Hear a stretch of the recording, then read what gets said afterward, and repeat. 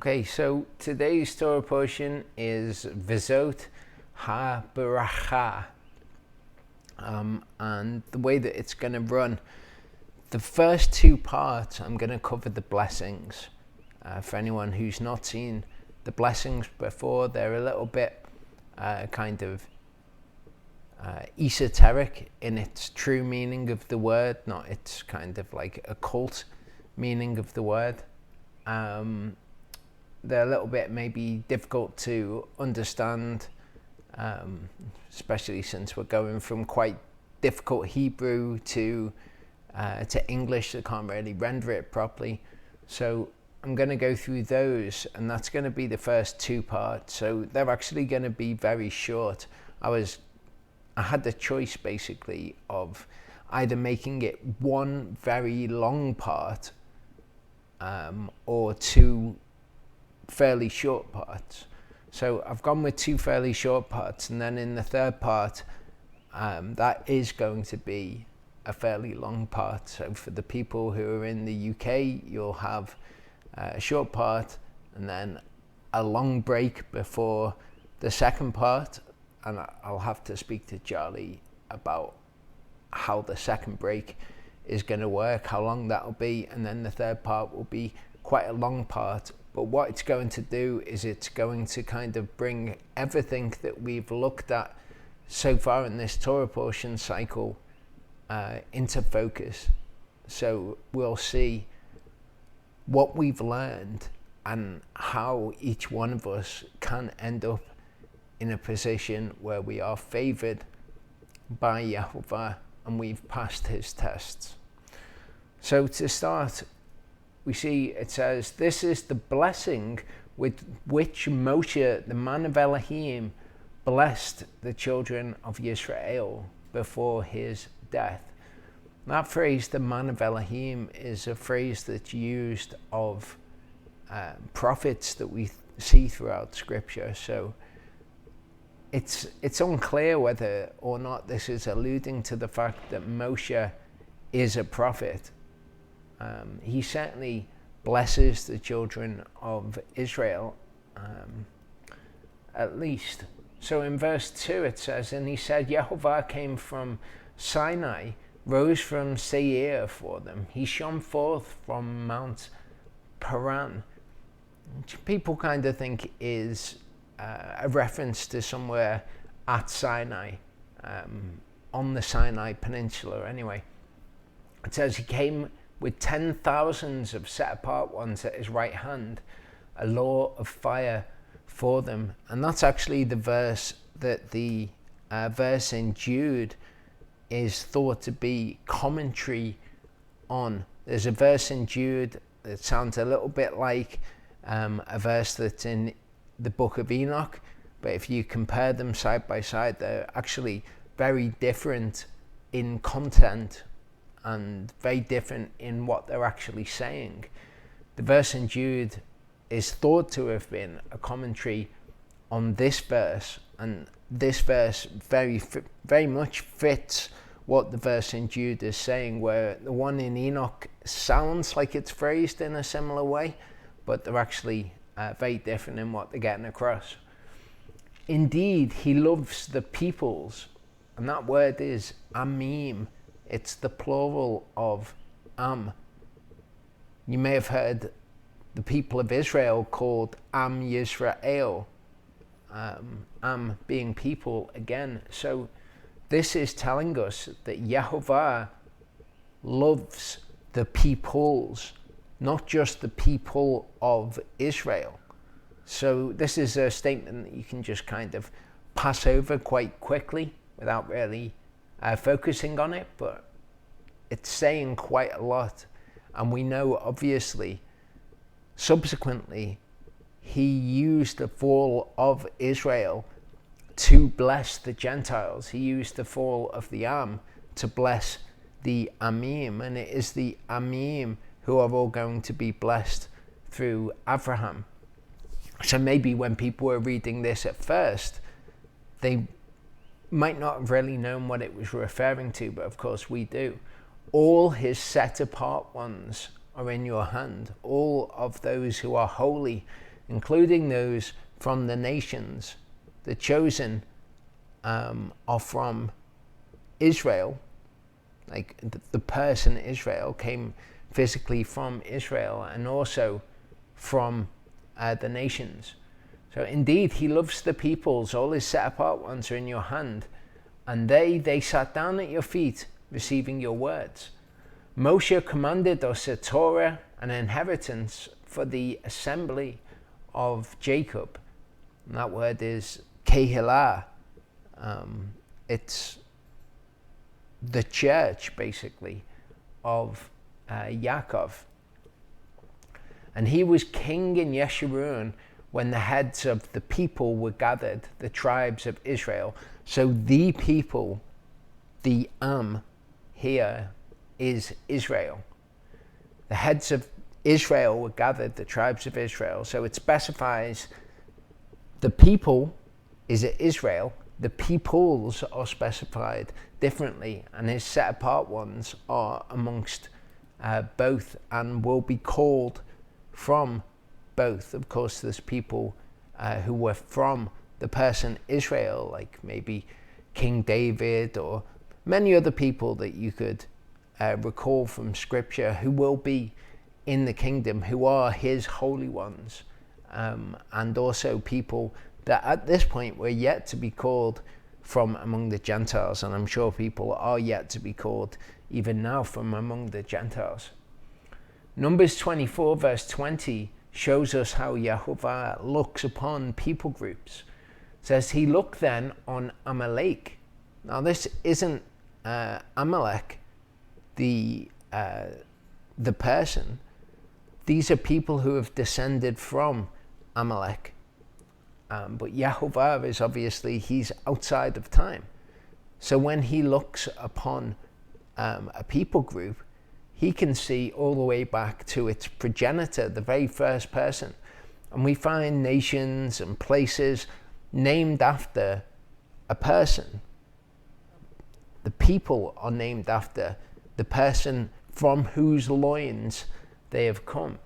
It says Amalek was first among the nations, but his latter end is to perish forever.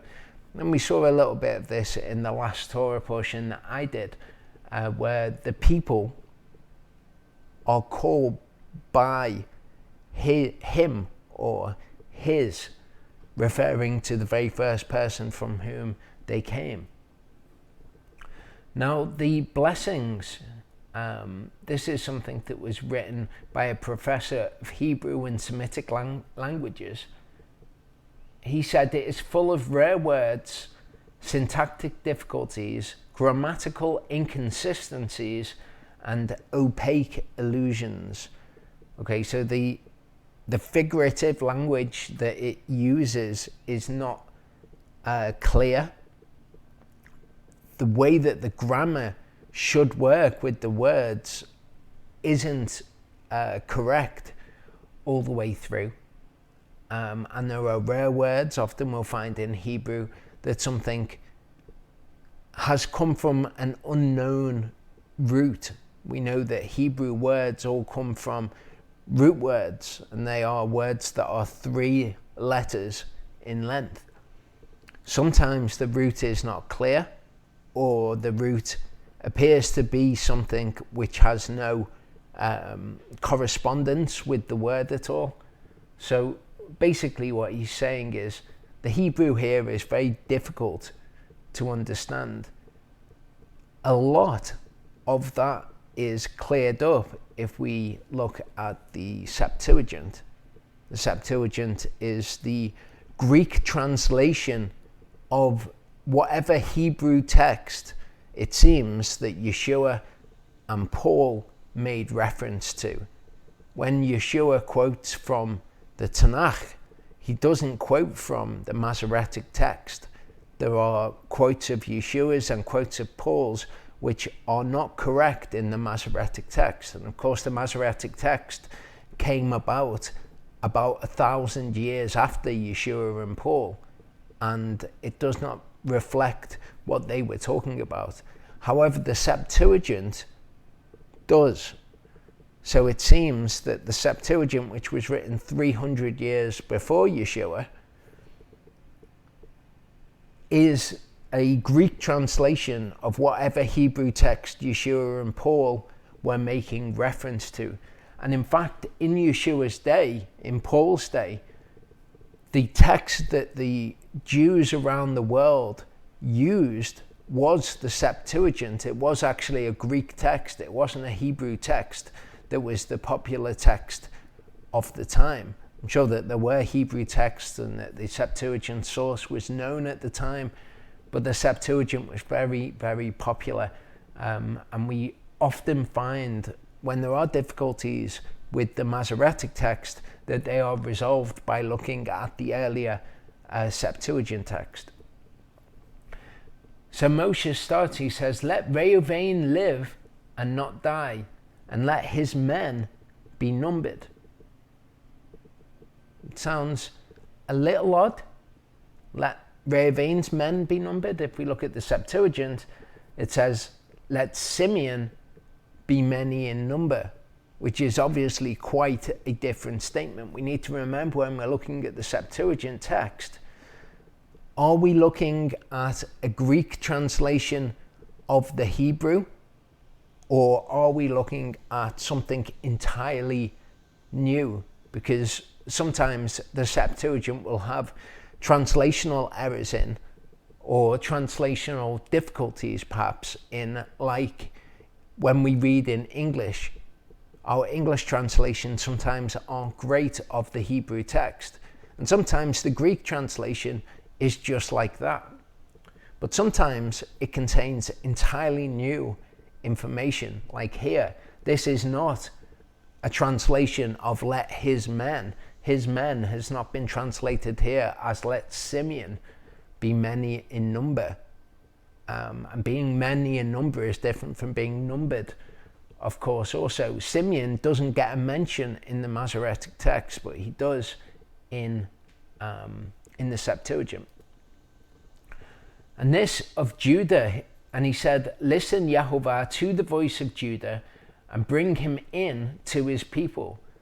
You do bring him in, his hands have contended for him, and you are succor from his distresses."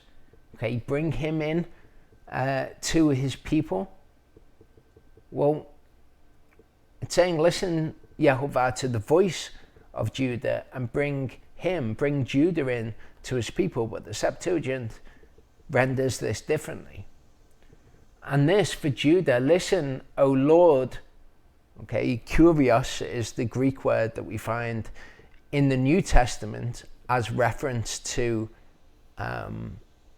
where we have Yod He Vav He, in quotes, where we have Yod He Vav He in the original text, it'll say kurios. Of course, Yeshua is called kurios.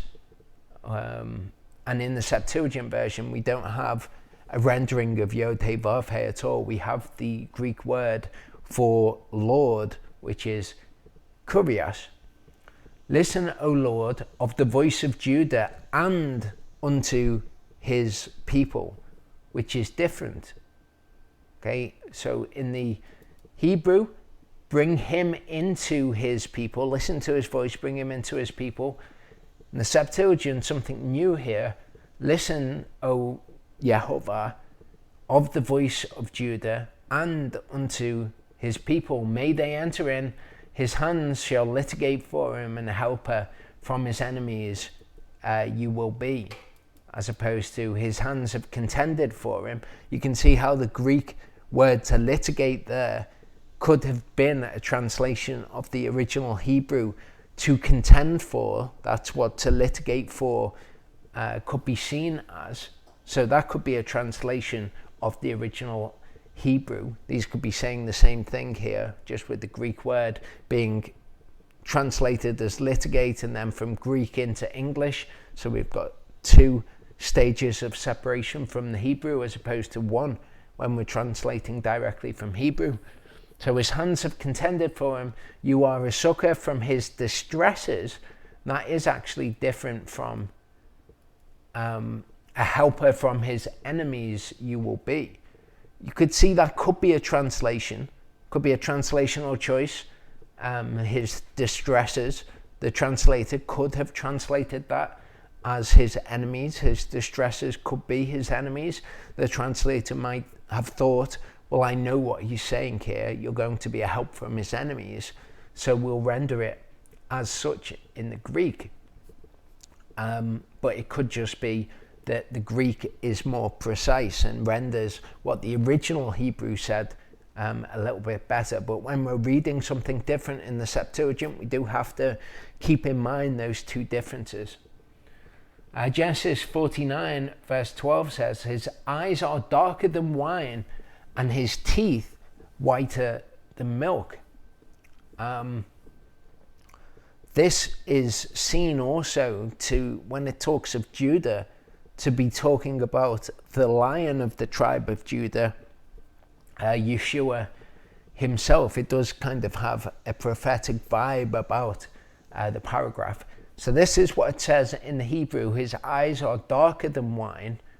In the Septuagint, it's different. And if we bear in mind that the Septuagint was written 1,000 years after the New Testament was written, and could well have been a response to the New Testament, we have kind of an undermining of Yeshua, an undermining of Paul by, it seems to be heavily weighted towards the verses that they quote being different in the Masoretic text. And when you consider that this is a prophetic verse and you read what's actually in the Septuagint, it is at least conceivable that this was in response to Yeshua. We won't have that written about the Messiah.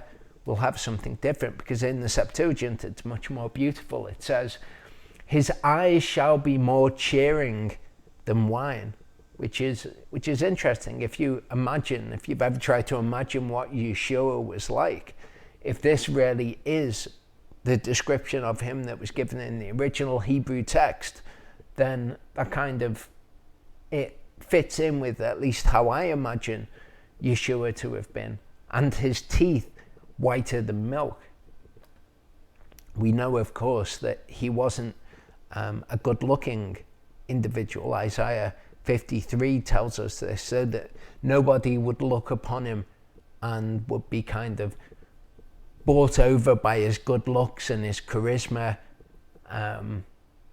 But his eyes being more cheering than wine, I can imagine this. He's not a good-looking person, but he's somebody that you would want to be around. Genesis 49:12 in the Apostolic Polyglot Septuagint says, causing joy his eyes away from wine. And that's somewhat different again. The Brenton's translation of the Septuagint is from a different Septuagint text than this Septuagint translation. We should remember that the Septuagint was translated in blocks. First of all, it started with the Torah, and then later the prophets were translated into Greek. That's why you will find books like the Book of Enoch in certain Septuagints, along with a whole host of other books. It doesn't mean that's what was in the original scriptures. It just means that as these Hebrew books were translated into Greek, they were put into these volumes of the Septuagint. But that's quite a nice rendering as well. His eyes, quite apart from how wine would cause joy, his eyes cause joy. So I like that one. Verse 8 says, and of Levi he said, your Tumim and your Urim belong to your faithful one, whom you tried at Massah, with whom you contended at the waters of Meribah. Of course, the Levites, the priests in particular, the high priest, had in his breastplate these things called the Tumim and the Urim, and they were a mechanism by which Yehovah's will could be sought. If they wanted to ask Yehovah's decision on something, they could use these things which have been given into the hand of the high priest to do it. You see in Nehemiah 7:63-65, and of the priests, sons of Haberakha, sons of Coats, sons of Barzillai, who took a wife of the daughters of Barzillai the Gileadite, and was called by their name. These sought their register among those who were counted by genealogy, but it was not found, so they were removed from the priesthood. Okay, so these people wanted to be priests, claimed that lineage, but they couldn't find record of their genealogy, so they were removed from the priesthood. And the governor said to them that they should not eat the most of the set-apart gifts until a priest stood up with the Urim and the Tumim. Okay, so they were saying, we are of this priestly lineage. We should serve the priests. And the decision that was given was, you will not eat of those things which are set apart to Yehovah, which the priests are to eat, until we can have someone stand up with the Urim and the Tumim and seek what Yehovah's answer on this thing is. 1 Samuel 28 verse 6 says, and Shaul inquired of Yehovah, but Yehovah did not answer him, either by dreams or by Urim or by the prophets. Now we know that there was the Urim and the Tumim. And my speculation, and it's absolutely speculation on this, is that one of them was to determine whether Yehovah would answer. The other one was to determine what the answer actually was, rather than presumptuously going to Yehovah and demanding an answer of him by the Urim and Tumim. One would ask Yehovah, are you willing to answer this question? But of course that's purely speculation. We also see in Numbers 27 verse 21 that the Urim is mentioned on its own.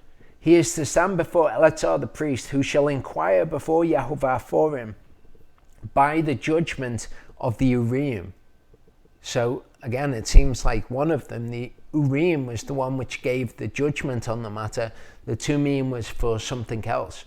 That's certainly a way that you can read this. Anyway, I believe that the Tumim was to see whether he would answer, and the Urim was to determine what his answer actually was. Verse 8 says, again, it says, in the Hebrew, belong to your faithful one, whom you tried at Massah, with whom you contended at the waters of Meribah. Okay, in Exodus 17 verse 7, he called the name of the place Massah and Meribah because they tried Yehovah, saying, is Yehovah in our midst or not? You know, Yehovah should provide for us.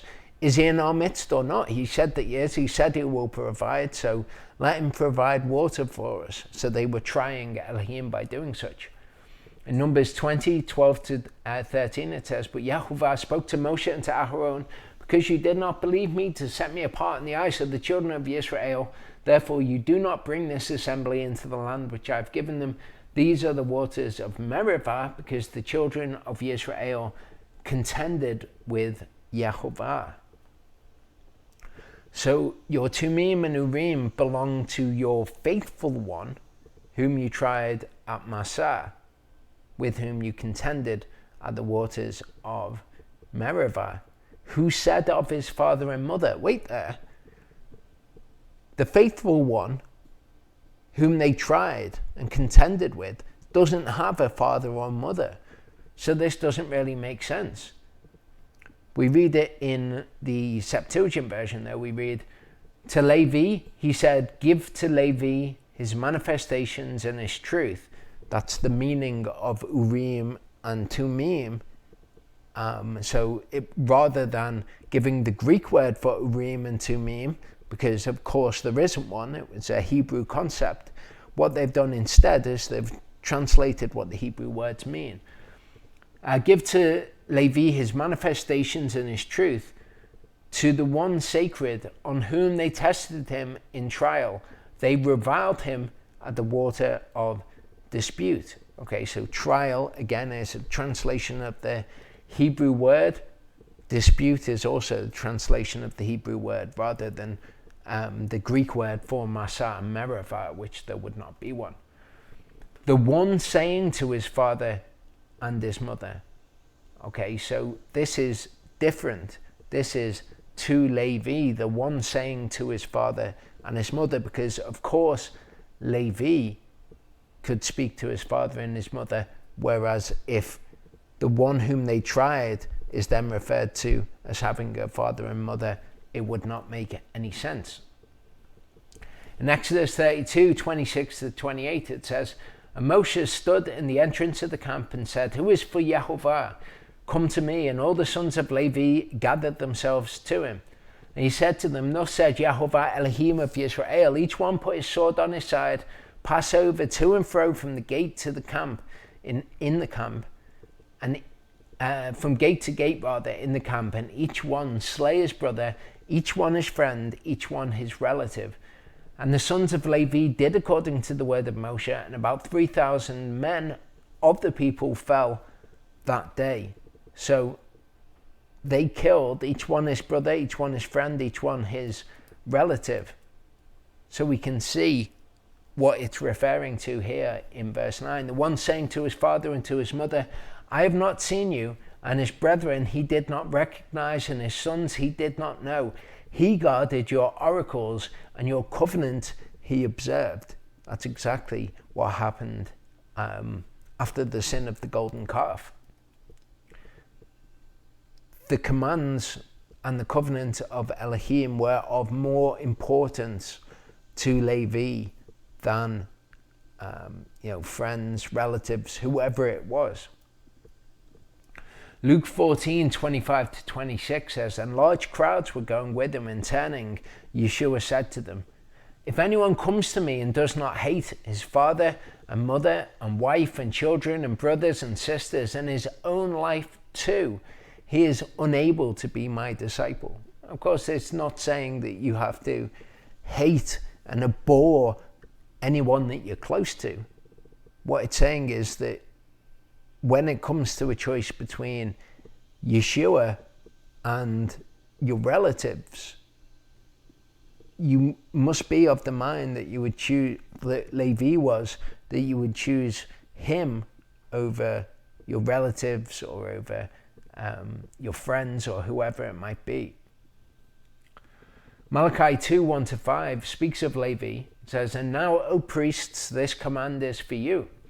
If you do not hear, and if you do not take it to heart, to give esteem to my name, said Yehovah Sebaot." And if you remember back to what we were looking at, the last Torah portion that I did a couple of weeks ago, if you do not take it to heart to give esteem to my name, that's what fearing Yehovah is. It's to have his word in your heart and to give esteem to his word and to his name rather than to lightly esteem it.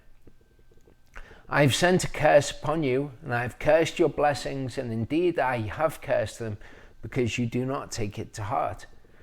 See, I have rebuked your seed and scattered dung before your faces, the dung of your festivals, and it has taken you away with it. And you know that I have sent this command to you as being my covenant with Levi, said Yehovah Sebaot. My covenant with him was life and peace, and I gave them to him to fear, and he feared me and stood in awe of my name." So all of that, not taking it to heart, not giving him esteem, is contrasted with fearing him here and standing in awe of his name. It says, my covenant with him was life and peace. And this is, of course, what Paul writes of in Romans 8. For the mind of the flesh is death, but the mind of the spirit is life and peace. The mind of the flesh won't submit itself to the Torah, so that which was meant for good ends up bringing death. The mind of the flesh will bring death from the commands that were meant for good, but the mind of the spirit is life and peace. because the mind of the flesh is enmity towards Elohim. It does not subject itself to the Torah of Elohim, neither indeed is it able. But we walk in the Spirit, and that brings life and peace. The commands meant for good bring good to us. Malachi 2, 6-9, it says, the Torah of truth was in his mouth, and unrighteousness was not found on his lips. He walked with me in peace and straightness, and turned many away from iniquity. And this is talking about Levi. For the lips of a priest should guard knowledge, and they seek the Torah from his mouth. For he is a messenger of Yehovah Sevaot. And that is how teachers today should be. People should come to them to seek the Torah from their lips. People often ask Charlie or me for advice on who we would recommend as teachers. And we don't give recommendations for teachers because we can't vet people. Often people want us to look at videos and say what we think about videos, but we don't do anything like that. Some very simple guidelines that I would give you as to who you should be listening to is people from whose lips you can seek the Torah. You can seek an explanation of how you should live righteously. Do they focus on obedience, or is their focus on something else? Obedience to Torah is pretty much what all of the scriptures are about. You can pick any scripture. You can flick through your Bible and pick any scripture, and you can pretty much be sure that it has something to do in its context with seeking righteousness. So someone who is teaching you right is teaching you how to do those things that Yehovah wants you to do, how to be kind, how to be compassionate, how to walk in his Torah, the actual technicalities of it, and they will have an emphasis on being obedient. If anyone's trying to tell you, that you don't really need to worry about obedience and God loves you anyway and all that sort of thing, that's the opposite end of the spectrum. They're people from whom you should flee. But you have turned from the way and have caused many to stumble in the Torah. You have corrupted the covenant of Levi, said Yehovah Sevaot. And I have made you despised and low before all the people, because you are not guarding my ways and are showing partiality in the Torah. Showing partiality in the Torah is just like showing partiality towards people, choosing some people over others to treat in a good way. Showing partiality in the Torah is exactly the same thing. Choosing which bits of the Torah you will do and which bits of the Torah you won't do. So if anybody is a teacher who shows partiality in the Torah, we're told by Yehovah himself that he doesn't take kindly to people teaching his people as such. Verse 10 continues about Levi, Moshe blessing Levi. It says, they teach your judgments to Yaakov and your Torah to Israel. They put incense before you and a complete burnt offering on your altar. So Levi, the Levites, all of them were teachers of the Torah. Some of them would carry the holiest of the holy objects. They were a clan or a family of the Levites, a mishpacha of the Levites called the Kohanim. Not the Kohanim, the Kohathites, coming from Kohath in the English or Kehath in Hebrew, and they would carry the holy objects, the Ark of the Covenant, all of those sorts of things. Two other families would have carried around the rest of the tabernacle, the soft furnishings, all the underpinnings of the tabernacle, its kind of skeletal structure, if you like, while they were in the wilderness. While they were in the land, the Levites were tasked with teaching the Torah to Israel. Of the Kohathites, there were the family of Aaron. And certain people were called after the order of Aaron, which means in the same way that Aaron was called by genealogy to be priests. So only a very, very small number of the small number of Kohathites could be priests. So all priests were Levites, but not all Levites were priests. Overwhelmingly, what the Levites did is they were scattered throughout Israel in all the towns so that they could teach the Torah to the people. O Yehovah, bless his sufficiency. That's a translation that's used here. But the word is actually chayil, okay? And it's more than just his sufficiency. We see strength, might, efficiency, wealth, army, his force.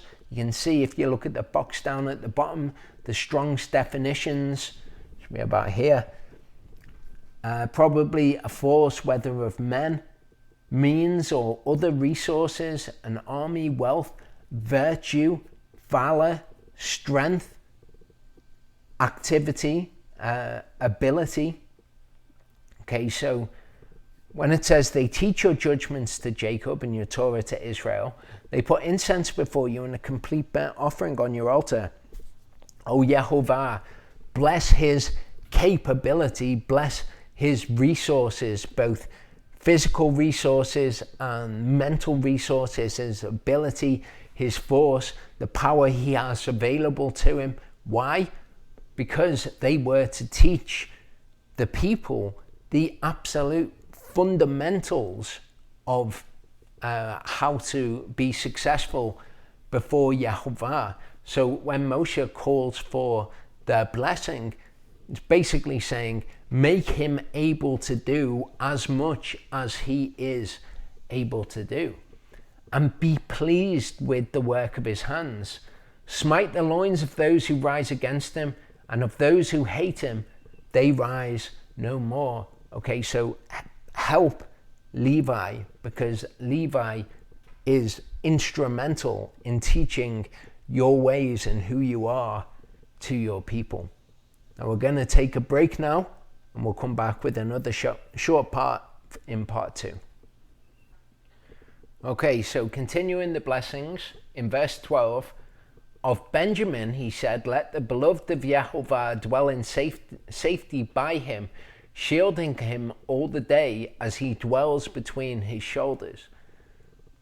Now, this could be read as being a bit funny, what exactly is going on here. I'll share with you my speculation on what I think is going on. If we look at where Benjamin was, and we do have some references in these blessings to where they will ultimately dwell. Benjamin there is between two of the tribes. He's between Dan and Reuven. Is this what he means? Between his shoulders, let him dwell in safety. Of course, if you're dwelling landlocked, if you like, in a country, then you are afforded a certain amount of protection by those things which are round about. So I happen to think that it's Dan and Reuven that are being referred to here. Perhaps it's not, but that's my speculation. Of Yosef he said, blessed of Yehovah is his land, with the choicest from the heavens, with the dew and the deep lying beneath.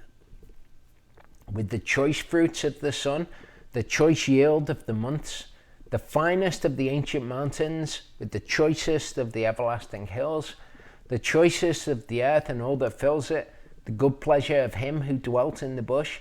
Let it come on the head of Yosef, and on the crown of the head of him who was separate from his brothers. And of course, Joseph was separate from his brothers when he was sent to Egypt and he was imprisoned in Egypt.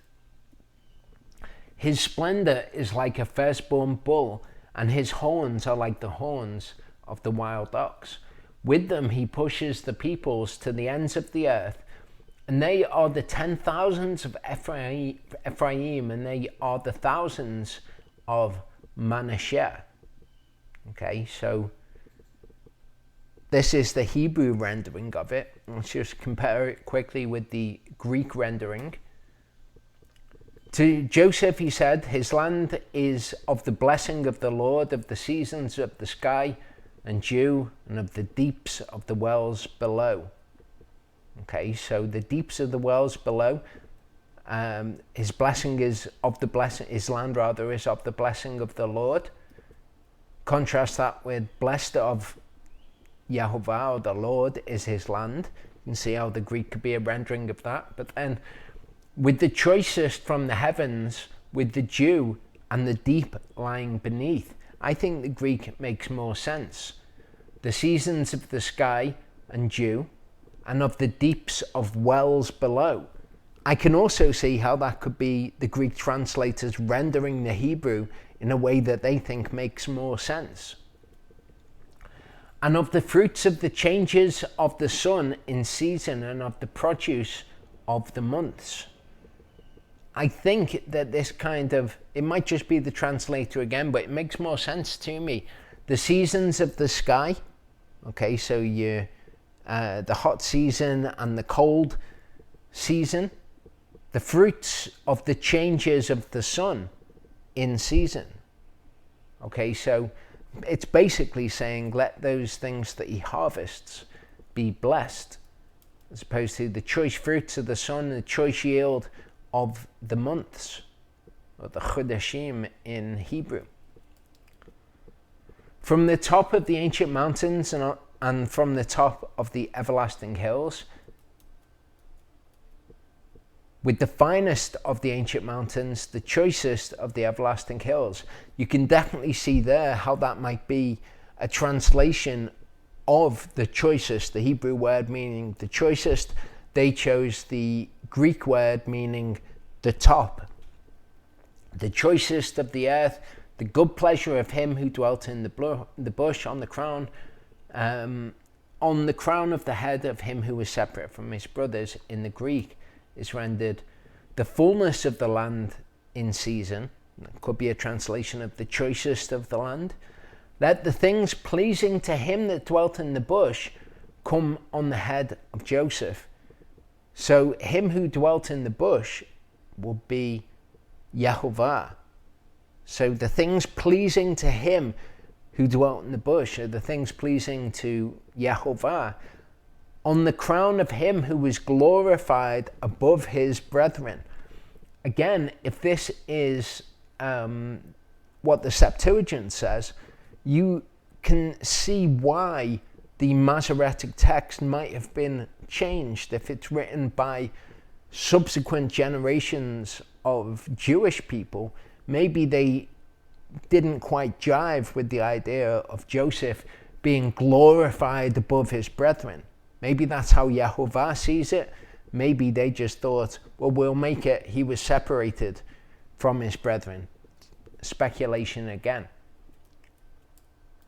So the good pleasure of him who dwelt in the bush, good pleasure of, here the things pleasing to him that dwelt in the bush. Personally, I like this one better. His beauty is as the firstling of the bull. His horns are the horns of a unicorn.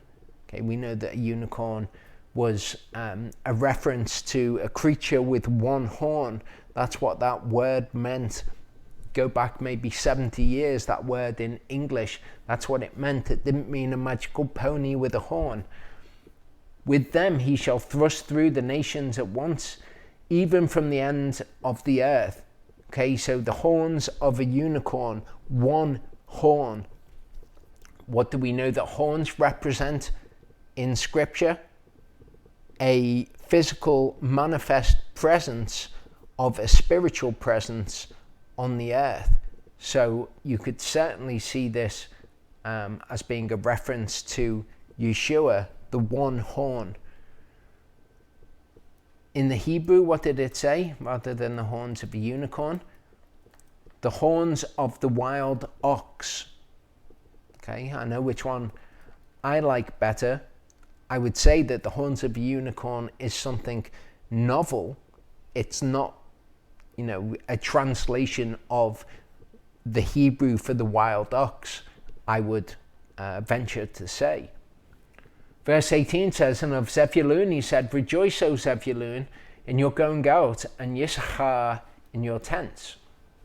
They call peoples to the mountain.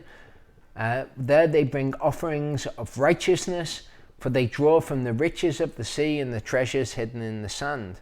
Okay, they draw peoples to the mountain. I know what it makes me think of. It might not be a reference to it, but Isaiah 66, 1-7 says, arise, shine, for your light is come, the esteem of Yehovah has risen upon you. For look, darkness covers the earth, and thick darkness the peoples, but Yehovah arises over you, his esteem is seen upon you. The Gentiles shall come to your light, and kings to the brightness of your rising. Lift up your eyes all around and see, all of them have gathered. They have come to you, your sons from afar, and your daughters are supported on the side. Then you shall see and be bright, and your heart shall throb and swell. For the wealth of the sea is turned to you, the riches of the Gentiles come to you. A stream of camels cover your land, the dromedaries of Midian and Ephah. All those from Sheba come, bearing golden incense and proclaiming the praises of Yehovah. All the flocks of Kedar are gathered to you. The rams of Nebaioth serve you. They come up for acceptance on my altar, and I embellish my esteemed house. So it says they call peoples to the mountain. That would be to Sion. We're told in Isaiah 2 that the word of Yehovah goes out from the mountain. There they bring offerings of righteousness. They draw from the riches of the sea and treasures hidden in the sand. That sounds to me like what it was talking about in Isaiah 66. So maybe their blessing will be fulfilled in a more full way at the time spoken of in Isaiah 66. Verse 20 says, and of Gad he said, blessed is he who enlarges Gad. He dwells as a lion and shall tear off the arm, also the crown. And he chose the best for himself, for there the portion of the lawgiver was hidden. And he came with the heads of the peoples, the righteousness of Yehovah he did, and his judgments with Yisrael. Okay, so Gad choosing the best for himself, maybe that's a reference to Reuven and Gad and the half tribe of Manasseh dwelling over the other side of the Jordan. That's the land that they chose for themselves. I'm not sure. Of Dan he said, Dan is a lion's cub that leaps from Bashan. And the Septuagint version says very much the same thing as that. I don't know what it means. I'm sure Moshe knew what it means, and most importantly, Yehovah knows what it means. Of Naphtali, he said, O Naphtali, satisfied with pleasure and filled with the blessing of Yehovah, possess the west and the south. That's interesting. Possess the west and the south. The word there, yarash, means to take possession of or to inherit something. So I again think that this is referring to the portion in the land, that which they were said to inherit. And in the Septuagint version, it's rendered similarly. It says, to Naphtali, he said, Naphtali, a fullness of acceptable things. Let him be filled with blessing from the Lord. The west and the south you inherit. Okay, so remember that's translated from original Hebrew. So the word translated into English as to take possession of, rendered into Greek and then into English as inheritance or to inherit. The Greek word that's used there is kleronomeo, to receive by lot, which is interesting because that's what happened with the land that they did inherit. It says in the Hebrew, possess the west and the south. Okay, the Greek was just a translation of that, rather though to inherit by lot the west and the south. But if we see where the tribe of Naphtali were situated, they were neither in the west nor were they in the south. Okay, in fact, they were as northerly as you could go in the country. Also in the millennial kingdom, they're also in the north and the east. So possess the west and the south. Well, the Hebrew word for west is yam. We can see here its first meaning is sea. If we remember, in the land of Israel, on the west of the land of Israel is the sea. That's thought to be why the word for sea became the word for west. But the word used there means sea in its ordinary meaning, how it's usually used. It means sea. If we look at where Naphtali is, you can see that they did indeed possess a sea. Okay, the Sea of Galilee, in fact. The south, well, we can see here, if you look at the box at the bottom, Strong's definitions, the south wind is how it's defined. Okay, a south wind is a wind that blows south. So if you're in the north of the country, they've got the sea, the yam, and the south wind. Is that possible? It's my speculation. Deuteronomy 33 verse 23 says, and to Naphtali he said, Naphtali, a fullness of acceptable things, and let him be blessed with blessing from the Lord. The west and the south you inherit. Okay, so the sea and the south wind you inherit by lot. Seems to fit. Verse 24 says, and of Asher he said, Asher is most blessed of children. Okay, Asher itself, the Hebrew word, means blessed or happy. Let him be accepted by his brothers and dip his foot in oil. Your sandals are iron and bronze, your strength as your days. Okay, so your sandals, it's a questionable translation. What I would like to focus on is the idea that he will dip his foot in oil. He will be the most blessed. He will dip his foot in oil. This seems to me to be a reference to material blessing, as is the word for sandals, if you look into that. Micah 6:15 says, you shall sow but not reap. You shall tread the olives but not anoint yourselves with oil. So to me, treading the olives would be to dip one's foot in oil. And olives and olive oil were indeed material abundance in ancient Israel.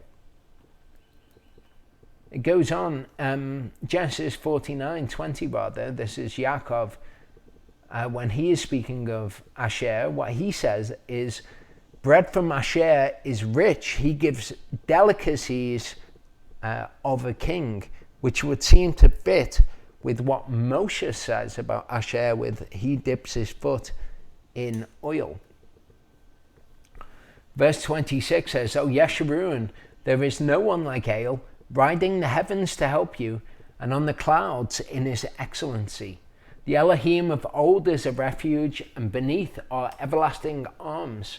He drives out the enemy from before you and says, destroy.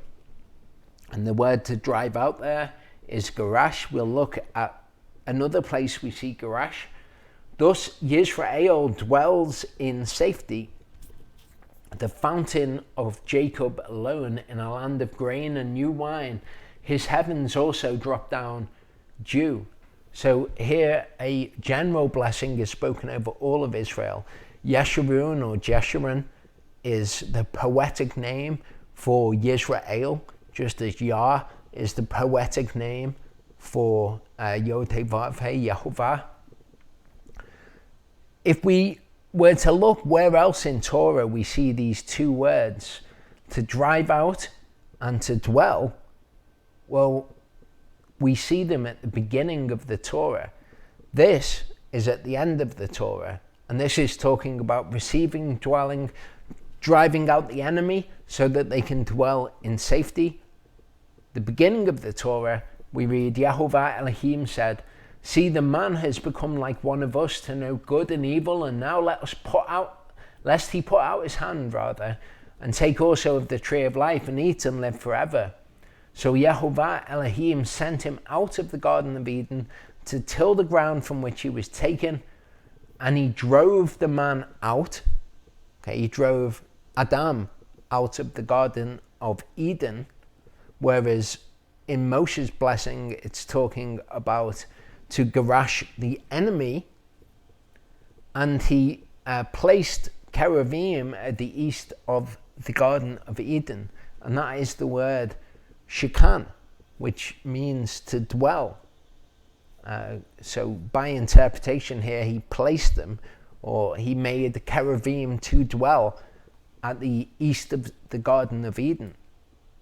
So that's at the beginning of the Torah. You're sent out of the garden. It seems like Moshe's blessing might be kind of speaking restoration of that which was done when Adam and Chava were sent out of the Garden of Eden. He drives out the enemy from before you and says, destroy. Thus Yisrael dwells in safety. It seems to be kind of nice bookends to the Torah that we have there. It might be, it might not be.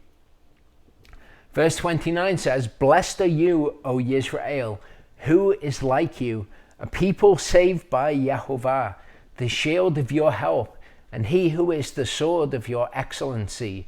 And your enemies are subdued for you, and you tread down their high places." So Yeshurun is Yisrael. That blessing is spoken over them, this kind of restoration of what happened at the Garden of Eden. And then the final words of Moshe in the blessings are, "Blessed are you, Israel, who is like you, a people who are saved by Yehovah." And if you are watching this and you are one who fears Yehovah, then this blessing is spoken over you also. We'll come back in the third part. That will be a longer part, and we'll kind of round out the Torah. Okay, so in this last part, I want to cover the last 12 verses of the Torah that we have to cover, and kind of round out the Torah portions, Genesis through Deuteronomy, that we've been studying, and hopefully give you some encouragement and something to hold on to about progressing forward with your walk, so that you know where you're at, potentially what you need to do going forward, and what to expect. So in chapter 34 it says, "And Moshe went up from the desert plains of Moab to Mount Nebo, to the top of Pisgah, which is opposite Jericho, and Yehovah showed him all the land of Gilad as far as Dan." Now that's a very long way, so he couldn't have seen it with his natural eyes. To our understanding of how far things were from Mount Pisgah, maybe that's not correct, but the way that a lot of people will look at this is that it was some kind of vision that he was shown, so he saw all of the land of Israel. "And all Naphtali, and the land of Ephraim and Manasseh, all the land of Yehudah, as far as the western sea." So there we have that word Yam again, relating to the sea, which is in the west. So we saw before that they were to possess, Naphtali were to possess the Yam. "And the Negev, or the south is what that word means, and the plain of the valley of Jericho, the city of palm trees as far as Zoar. And Yehovah said to him, this is the land of which I swore to Abraham, to Yitzchak, and to Yaakov, saying, to your seed I give it. I have let you behold it with your eyes, but you do not pass over there. So Moshe was Yehovah's friend, and he allowed him to see the promised land. And he will see it again in the future when Yeshua returns in glory.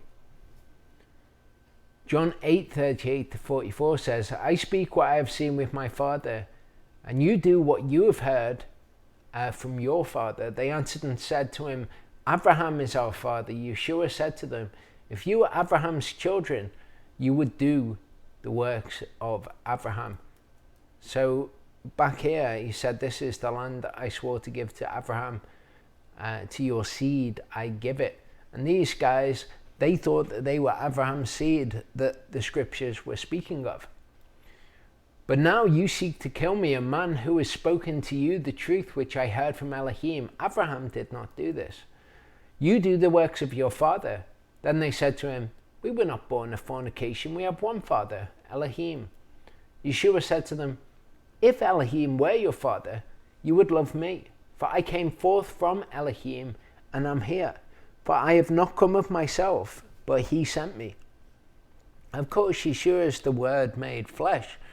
And the same is true of the Word. If you were born of Elohim, then you would love the Word. Like when Yeshua says, if you love me, keep my commandments. Because his commandments are him. They are a manifestation of him. A description of what is just and what is righteous in his eyes. So, if you are obedient to the Torah, if you fear Yehovah and you love the commands, then that is what it is to love the Father. If Elohim were your father, you would love me. Same with the Word. Why do you not know what I say? Because you are unable to hear my word. Regrettably, this is true of people. You know, we shouldn't mourn too much for those people. Elohim knew that they were people who would come into existence. He brought about history in the way that it came about, knowing that there would be all those people who hated him, who hated his word, and he did it anyway. So if people are unable to hear his word, if you know people, then on one level, of course, it's a great tragedy, because it's almost a situation of, look at what you could have won. But on another level, we know that Elohim is just, he's righteous, and he knew that they would come into existence and that they would be that way, and they're a part of his plan. And on that level, it's okay. Verse 44 says, you are of your father the devil, and the desires of your father you wish to do. He was a murderer from the beginning, and has not stood in the truth, because there is no truth in him. When he speaks the lie, he speaks of his own, for he is a liar and the father of it. So if people love the lie, then that's okay. The Father sent them the lie. He sent them that delusion that those who do not have a love of the truth, that they might be saved, will be identified as such, and they'll be reserved to the day of judgment, and they'll be destroyed. They will receive the just recompense for their works. Romans 9, 6-8 says, however, it is not as though the word of Elohim has failed, for they are not all Yisrael who are of Yisrael. All of Yisrael's descendants are not all Israel. In fact, there are many who were not the descendants of Jacob who are Israel. Neither are they all children, because they are the seed of Abraham, but in Yitzchak your seed shall be called. So in Yeshua's words and Paul's words here, we can see they think that the children of Elohim because they were the seed of Abraham. And they looked at the promise to Abraham's seed and they thought, that's us that's talking about. We came from Abraham. But Yeshua said, no, if you were Abraham's children, you would do the works of Abraham and you'd love me because I come from Elohim if you were Elohim's children. Here Paul is saying the same thing. He's saying they're not all Israel just because they're of Israel, the bloke. They're not the seed of Abraham that the promise was made to. That is, those who are the children of the flesh, these are not the children of Elohim, but the children of the promise are reckoned as the seed. And praise Yah that that is the case, because through him bringing events about in the way that he has, we now have the opportunity to be Israel, even though we weren't born of Israel. Galatians 3:26-29 says, for you are all sons of Elohim through belief in Messiah Yeshua, who is the Word made flesh. So through belief in the Word, one is the son of Elohim, just like Yeshua said, if you were Elohim's children, you would love me, the Word. So you're all sons of Elohim through belief in Messiah Yeshua. For as many of you as were immersed or baptized into Messiah have put on Messiah. There is no Jew nor Greek, there is not slave nor free, there's not male or female. You are all one in Messiah Yeshua. That's who Israel is in Yahovah's eyes. And if you are of Messiah, then you are seed of Abraham and heirs according to the promise. And we are reckoned as righteous through faith, just as Abraham was. And that covenant that was made with Abraham, that faith would be reckoned to him as righteousness, that blessing has come on all peoples. That blessing has come upon us in the form of an opportunity for us to be sons or children of Elohim, to be in Messiah, to put Messiah on, to walk in his ways. And heirs according to the promise, we will inherit the land. People who were originally reading, the Torah, the people who were of Israel, they would have never imagined this. I would speculate that they would never imagine this. Maybe they'd read that the blessing was to come on all nations and they'd have some kind of inkling that that's what was going to happen. But they very much thought that they were the heirs of the land, that they'd inherited it because they were physically descended from Abraham. Moshe continues, or the Torah continues and says, and Moshe, the servant of Yehovah, died there in the land of Moab. Presumably Moshe didn't continue and also write this, according to the mouth of Yehovah.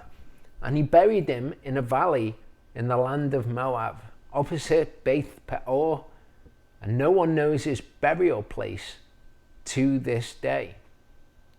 That's all that the Torah says about it. We get a little bit more information in Jude 9. It says that Michael, the chief messenger, the chief prince, or the archangel, if you like, in contending with the devil, when he disputed about the body of Moshe, presumed not to bring against him a blasphemous accusation, but he said, Yehovah rebuke you.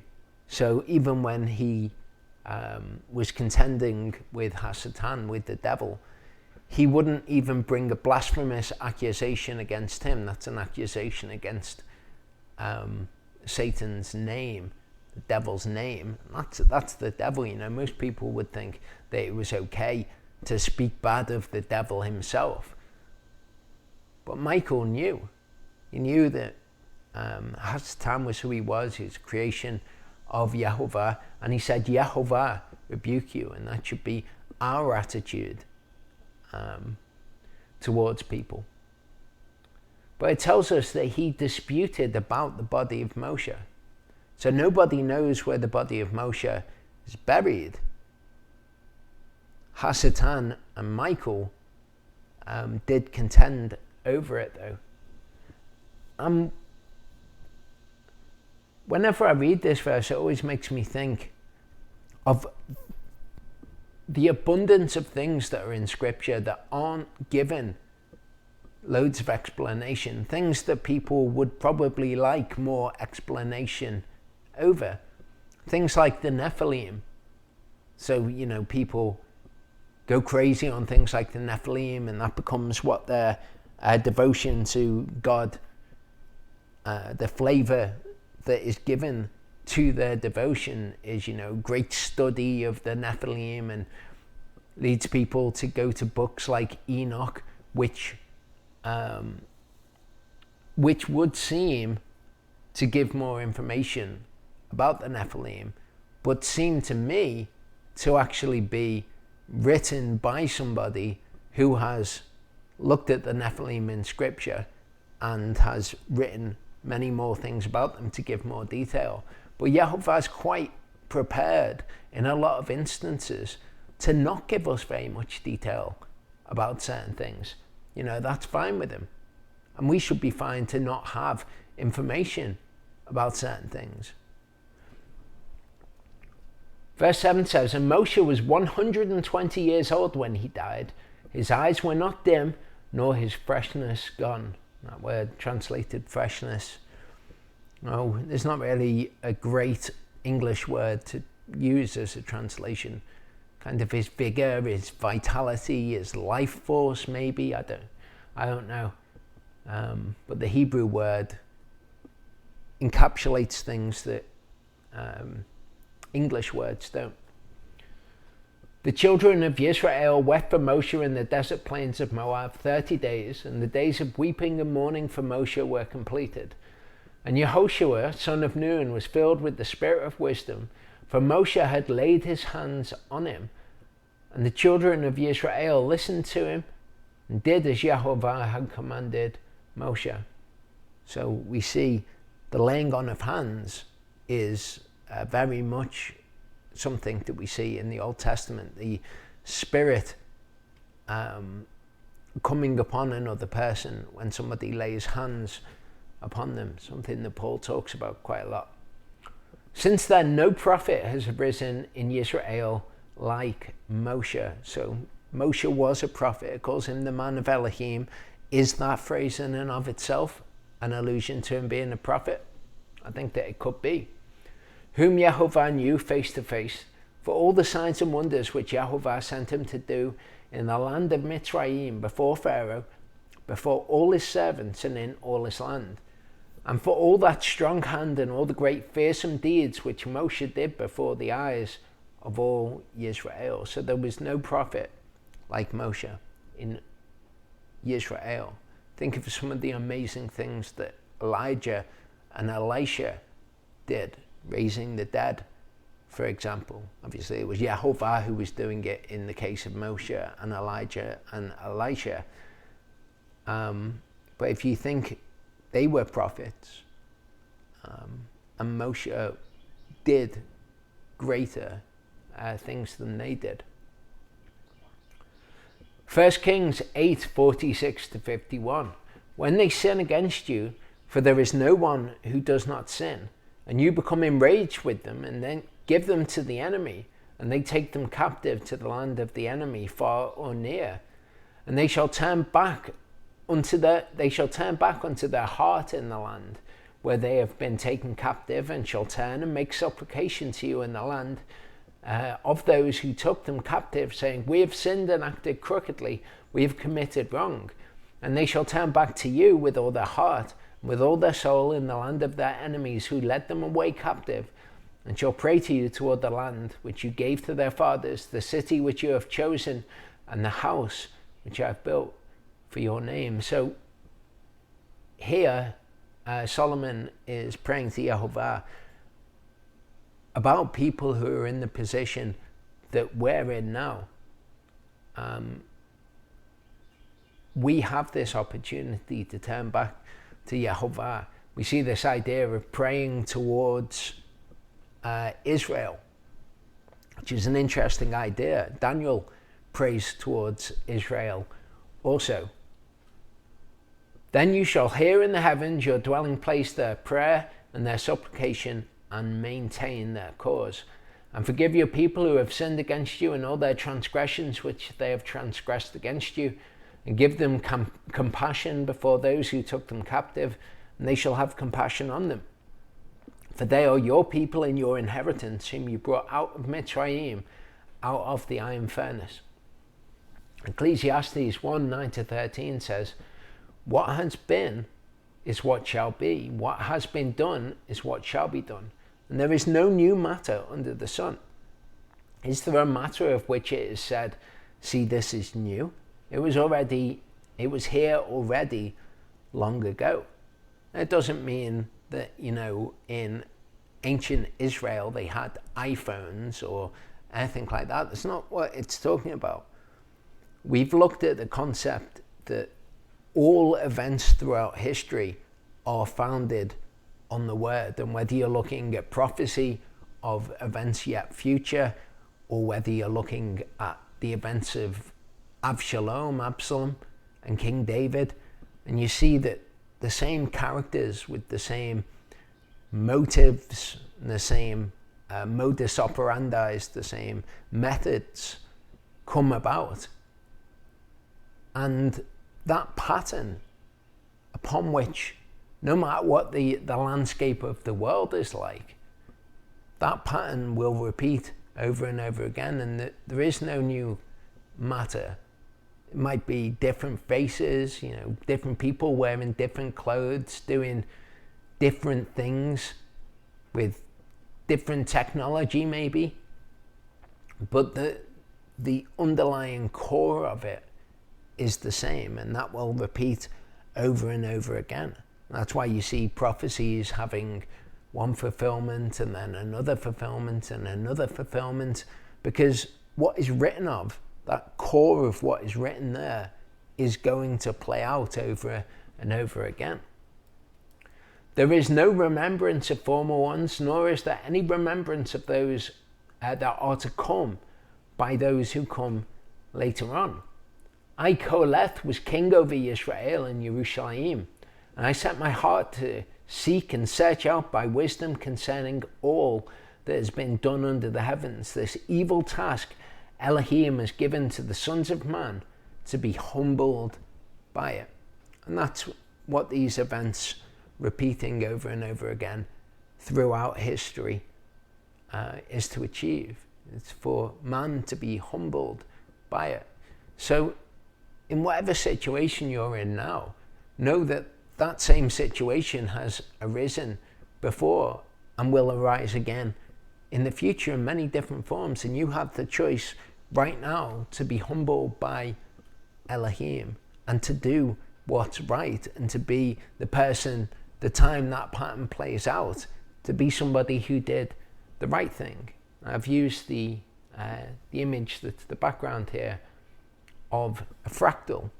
If you know how I think about fractals, the word is acts very much like a fractal. These patterns that are within the word, the whole word gives us the same pattern that we then see in smaller narratives in the word, and you can keep going down infinitely, and you'll find that the word is all based on this underlying nature. So we see in scripture many situations where the people are given a fresh start, then they're given the word of Elohim. So, the Israelites being brought out of Egypt is one of the best examples of this. They were given a fresh start, they came out of Egypt, and then they were given the word at Sinai. What did they do? They're tested in whether they would walk in the word. You're in the same situation. When you were washed clean of sin by Yeshua's blood, then you're given the word afterwards. First you're washed clean, then you're given the word. What will you do with the word? You know well enough yourself whether you're doing the word or whether there are things that you aren't doing and justify, or whatever. You know whether you're walking on that path or not. Hopefully you haven't deceived yourself into thinking that you're walking the path when actually you're holding things back in your heart. The majority of people in Scripture fail to walk in the commandments. Then things start to go wrong as time plays out. We see this in the life of the people of Israel. Disobedience creeps in, the people are disobedient, and things start to go wrong. Their enemies come upon them. The people find themselves affected by people's disobedience, maybe their own disobedience, other people's disobedience. The people in Israel found themselves afflicted by enemies, and then they cry out to Yahovah, and Yahovah raises up a deliverer or a savior. We see this articulated most in the book of Judges, when the people would go bad. They cry out to Yahovah and he would raise up a savior to deliver them. So they're given the fresh start again. Then they're given the word of Elohim. They're tested whether they would walk in the word. Fail to walk in the commandments, things start to go wrong. They're affected by disobedience, whosever's. Then they cry out. So you are a part of this same cycle, which is repeating this evil task, as Solomon puts it, that Elohim has given to men for them to be humbled by it. So what starts as a blessing, an opportunity from Yahovah, and you have this same opportunity now, is slowly corrupted and rejected. That's how it goes most often. It's not always how it goes, and it's not how it has to go in your life, but it's in your hands to determine whether or not it will go like this. Adam and Eve sin, choosing the lust of their eyes over hearkening to Yah's commands, or Eve chose that, and then Adam chose to sin afterwards, rather than hearkening to Yah's commands. Noah's descendants quickly turned to doing evil again. They were given this fresh start. They were told, okay, this is how things shall be. When they came up the ark, they were given certain things that they had to do, or told how they should live. The descendants of the patriarchs all depart from the word, bar the children of the promise. So Abraham, Yitzchak, Yaakov, all of their descendants depart from the word, apart from the seed through whom the line continues. The Israelites bring upon themselves disfavor from Yahovah. And this is what they did when they were given the land. Fresh start. You lot, second generation, you all go into the land.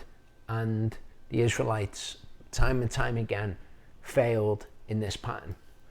Israel reject Yah's instructions to go and conquer the giants, and they wander in the wilderness for 40 years. So that's one of these cycles. You come out of Egypt, you're given the Torah, a few days journey to Kadesh Barnea. They're given the opportunity to go in. They don't, and then Yahovah punishes them. And then the second generation, given a fresh start, and they go into the land, and the cycle continues. Israel fall into disobedience and are cursed more and more until they are exiled. And their exile was one of the examples of things start to go wrong. Now we are given that opportunity, as those people Solomon was talking about in the nations, to cry out to Yahovah. You were offered the inheritance, but you chose selective obedience. Is that the next stage in this pattern Are you just another one of these people? Or are you one who breaks the mold and becomes one of the elect and is elect into the kingdom of Elohim? Jeremiah 32:37-42 says, "See, I am gathering them out of all the lands where I have driven them in my displeasure and in my wrath and in great rage, and I have brought them back to this place and have let them dwell in safety. And they have been my people, and I am to them Elohim." We saw last time how we can make him proclaim to be our Elohim. "And I have given them one heart and one way to fear me all the days for the good of them and of their children after them. And I have made an everlasting covenant with them, in that I do not turn back from doing good to them. And I have put my fear in their hearts, so as not to turn aside from me. And I have rejoiced over them to do good to them, and I have planted them in this land in truth with all my heart and with all my soul." And that's what he's done through this cycle. This cycle, Solomon puts it, this evil task given to men by Elohim to be humbled by it. And this is the end game. This is where Yehovah knows that the whole thing is headed. So as terrible as things may be around you or in your life personally, this is what Elohim is doing through those things. This is where you are headed, or where you could be headed. So all of that tragedy, don't let it be for a waste. Take that opportunity that you've been given and allow yourself to be one of those elect few that all of the play out of history has been in order to produce. "For thus said Yehovah, as I have brought all this great evil on this people, so I am bringing on them all the good that I am speaking to them." Psalm 7:11-17, it says, "Elohim is a righteous judge, and El is enraged every day." You don't want to be one of the people who's enraging him. "If one does not repent, he sharpens his sword, he bends his bow and makes it ready. And he has prepared for himself instruments of death. He makes his arrows hot for pursuers. See, he who is bound with wickedness has conceived trouble and brought forth falsehood, brought forth that which is a lie. Because he's been tempted by the tempter, who is the father of lies, and has come with some kind of lie and tried to pass it off as what that person really wants. He has made a pit and dug it out and falls into the ditch he made. His trouble turns back on his own head, and his wrongdoing comes down on top of his head. I give thanks to Yehovah according to his righteousness, and praise the name of Yehovah Most High." Romans 11:7, "What then? Israel has not obtained what it seeks, but the chosen did obtain it." So you can be one of those who don't obtain what they seek, one of those spoken of in Psalm 7, or you can be one of those who fears Yehovah, and that which is meant for good brings good upon you. Ezekiel 14:3-6 says, "Son of man, these men have set up idols in their hearts and put the stumbling block of their iniquity before their face. Should I let them inquire of me at all?" So don't be one of the people who worships your sin, whatever that idol is in your heart, rather than Yehovah. Recognize it for what it is. Get rid of it out of your life. Submit to him. "Therefore speak to them, and you shall say to them, Thus said the Master Yehovah, every one of the house of Israel who sets up idols in his heart and puts the stumbling block of iniquity before his face, and shall come to the prophet, I Yehovah shall answer him who comes according to his many idols." And this is what you'll find in the word. If you're going to go to the word and inquire of Yehovah, you're going to behold your natural face, and Yehovah is going to answer you to your face. And he's going to tell you where you're at. In order to lay hold of the house of Israel by their heart, for they have become estranged from me by their idols, all of them. Therefore say to the house of Israel, thus said the Master Yehovah, repent and turn back from your idols, turn back your faces from all your abominations. So the idols that are in your heart, bring it into the modern world. Okay, the example that I always use is the Sabbath day.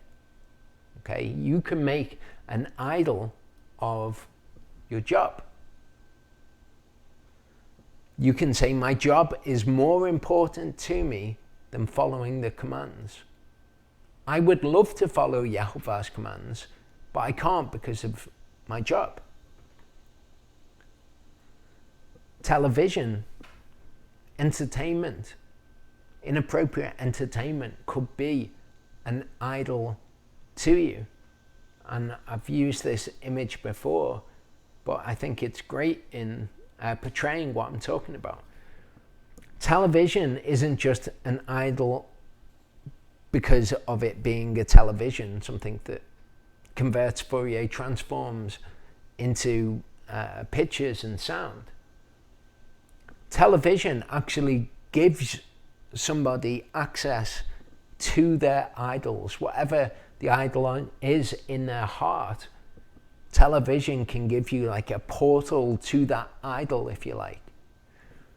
It is literally to put the stumbling block of your iniquity before your face. So inappropriate forms of entertainment, get rid of them. They're not worth throwing away your inheritance for. Whatever the thing is which keeps you enslaved, keeps you in bondage, whatever that is the idol which is in your heart. That's what you're to identify now in this moment and say, oh, no, that's not worth it. Consider, is that thing worth losing your inheritance for? Is that worth making Yehovah grieve for? If it's not, then get rid of it. And whatever it is causes you to disobey commandments, whatever it is that you give your worship to, that is your idol. In Romans 6 verse 16 it says, do you not know that to whom you present yourselves servants for obedience, you are servants of the one whom you obey? Judges 10:13-14 says, but you have forsaken me and served other gods, therefore I do not save you again. As we've looked at throughout this Torah portion cycle, there does come a point where Yehovah says, enough, that's it. I'm not going to be there when you call.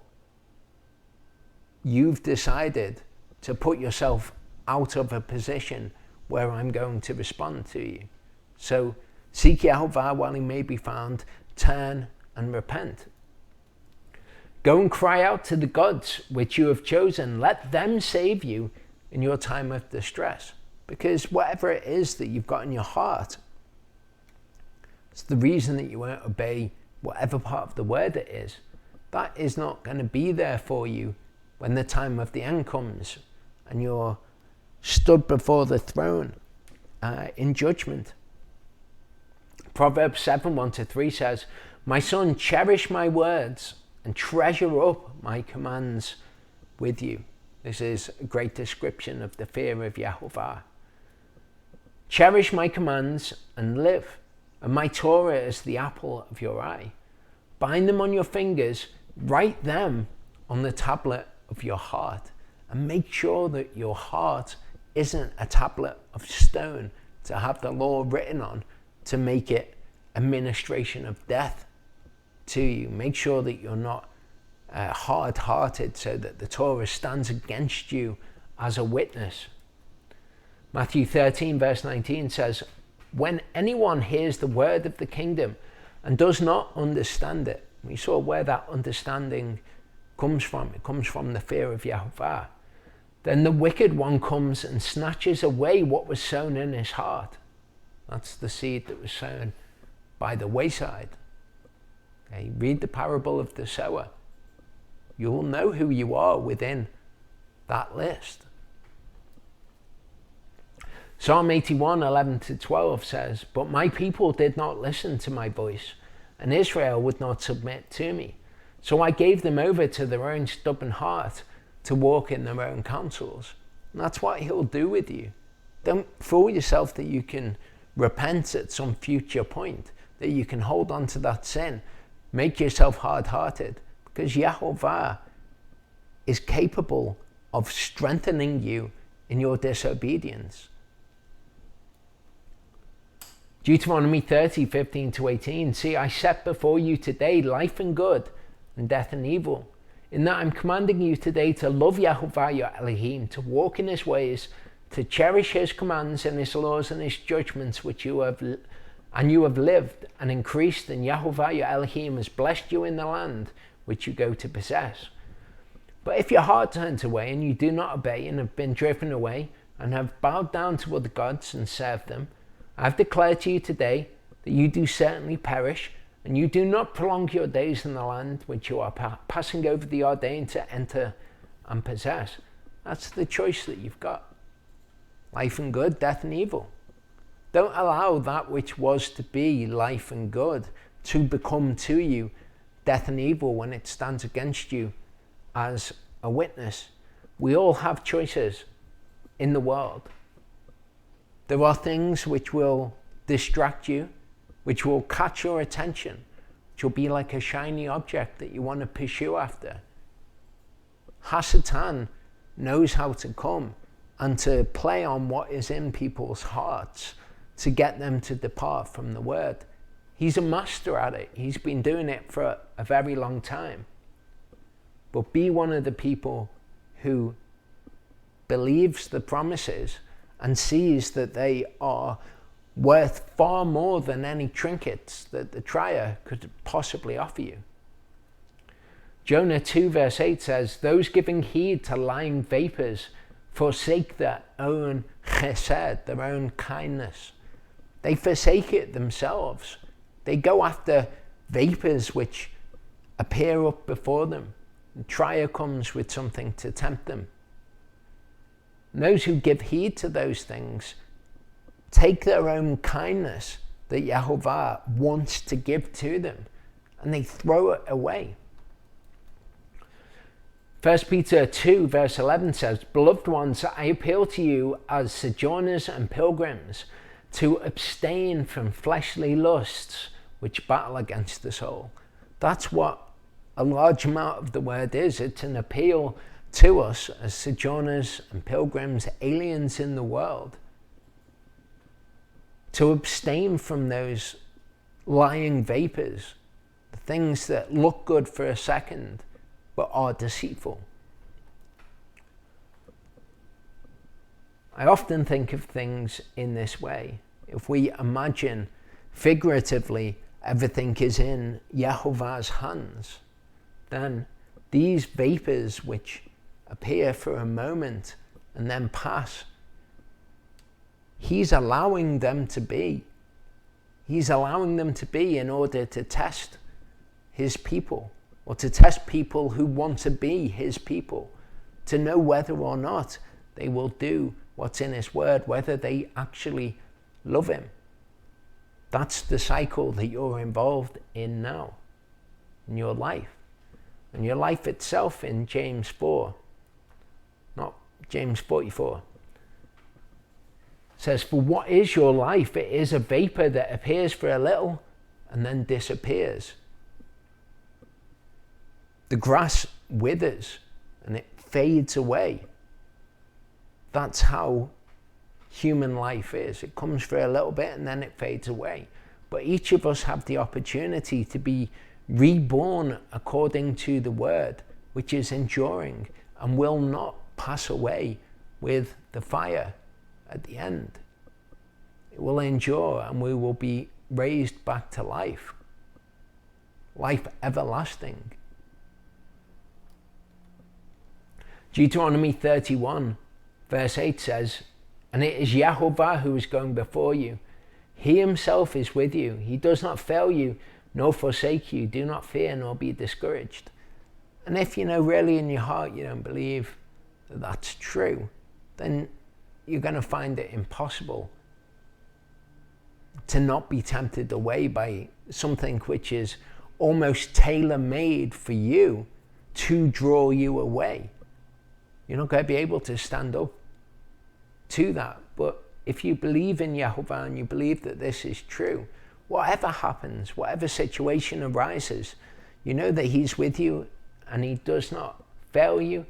He doesn't forsake you. You don't know how it's going to turn out to be good in the end, but he does. And if you believe that, then you will act in accordance with it. So all of that at the end of this Torah portion cycle is a little roadmap for you. And of course you need your own belief and you need your own resolve to say, if you be willing, let this cup pass from me. Nevertheless, not my will be done, but yours.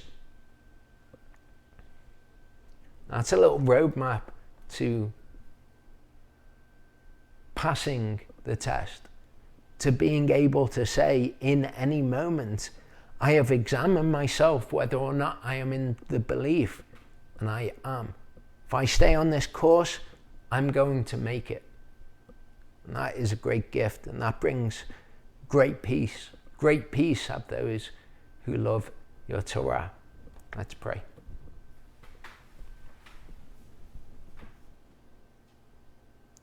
Father, thank you for this amazing opportunity. Thank you for giving us clear instructions about how to be your chosen. Thank you that you are with us in all of these challenges and in all of these trials. Thank you that you never fail us or forsake us. Thank you that you are trustworthy. Help us to become trustworthy and faithful too. Strengthen us by your Spirit, Father. Thank you. Amen.